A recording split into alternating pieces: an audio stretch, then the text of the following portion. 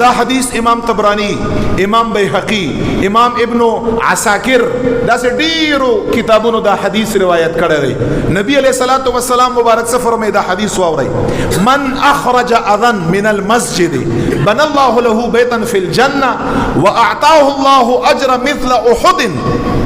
نبی علیہ الصلوۃ والسلام سے فرمای کوم یو انسان د مسجد نا گند ویست گند پکیو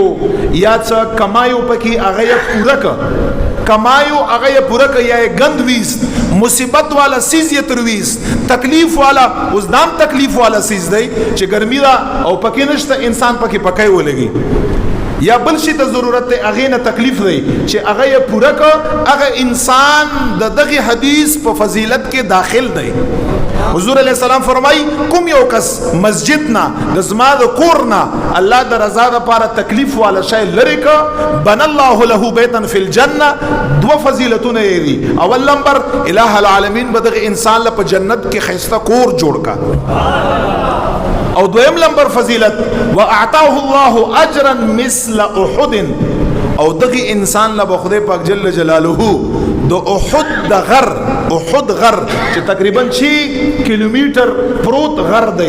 د احد د غر په برابر باندې به الله جل جلاله د اجر او ثواب ورکا چې دا څومره ډیر دی تاسو داغه اندازه لګولای شئ ډیر زیات لوی دی ډیر زیات لوی دی. نو دی وجنا تعمیر د مساجدو آبادول د مساجدو محبت کړل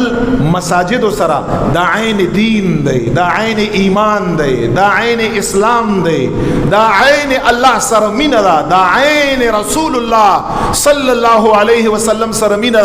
او د دغه مینه سله دا چې په ورځ د قیامت باندې رسول الله مبارک فرمای دا انسان با د عرش په سوري کې ولاړی د عرش په سوري کې رسول الله مبارک فرمای کنا سبعتن سو کسان دی او حدیث مبارک دی دا او کسان دی سبعتن او کسان دی یظلهم الله فی ظله یوم لا ظل الا ظله. دا حدیث الفاظ دی او قسم خلق دی چې په ورځ د قیامت باندې بیا الله جل جلاله د خپل عرش عظیم دو سور لاندې ادري التبو ول سور ورکا او فرمای رسول الله مبارک چې په دغه ورځ باندې د عرش نما سوا بل سورای شتم نه د عرش نما سوا بل سورای نشتا په دغه سوري کې به الله جل جلاله او کسانو لزای ورکی او کسان به ودري.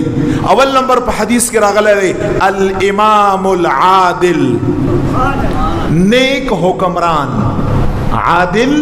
حکمران انصاف والا حکمران چلان دے رعیت خیال ساتي پر رعیت باندې زیریږي باغې باندې تکلیف نه راولي د هغه حال اخلي د هغه تپوس کا باغې باندې خیال ساتي الامام العادل. دویم نمبر ورجل شاب نشأ فی عبادت الله. نبی علیہ السلام فرمای دویم نمبر هغه ځوان چې ټول ځواني د الله جل جلاله په اطاعت او په عبادت کې تیر کړي د عرش د سور لاندې به ودرېږي تر دې پورې چې بوډا شو. او دریم نمبر چکم دی دریم نمبر د زموږ موضوع سره چکم دی هغه دا دی ورجل قلبه معلق فی المساجد. دریم نمبر هغه سړی دی چې زړه یا دی بهري یا په بازار کې یا په کور کې یا په چکر کې یا په سفر کې یا په حضر کې چې په هر حالت کې خو زړه چې قلبه معلق فی المساجد زړه جمعات پورې تړلی زړه په جمعات کې جمعات خیال ساتي د هغه د آبادولو خیال ساتي د هغه د آداب او خیال ساتي د هغه نیمګړی پوره کوي جمعات پورې زړه معلقي کباریم سوچ او په دماغ کې مسجدي ککوریم په سوچ کې مسجدي ک په سفر حضر کې په سوچ کې مسجدي داسې کس چې ان ټایم هغه سره غم د مسجد او د جمعاتي نبی علیہ الصلوۃ والسلام فرمای دام هغه کس دی چې په ورځ د قیامت باندې برب بلا یزال دغه انسان له د عرش په سوري کې سورې ورکا. نو دا څه